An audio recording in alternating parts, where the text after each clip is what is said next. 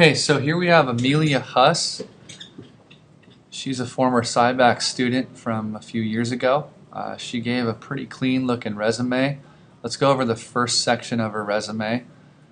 She gives a pretty good layout of her contact information at the top. I would argue that she needs to justify everything over here and even this out. So that means maybe moving her email address over to line up with that. So be careful when you're formatting things to make sure things line up properly. As you can see, she has a variety of different categories listed over here.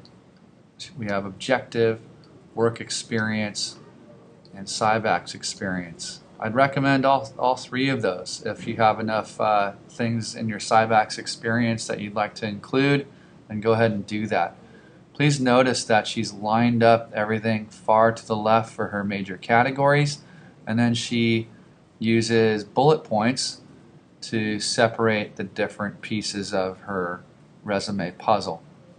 An objective is always recommended, but not mandatory. If you're going to use an objective, make sure that you are concise and to the point. This one's pretty well laid out, so use that as a good example of what to do.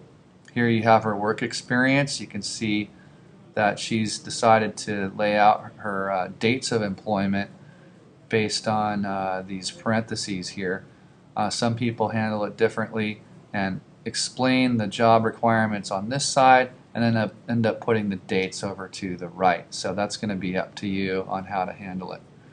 As you move down the page, you can see that the categories are a little bit different down here, and she also extends onward onto 2 pages. I would recommend against this. This is something that I would not do if I were in your shoes as a junior CIBACS student.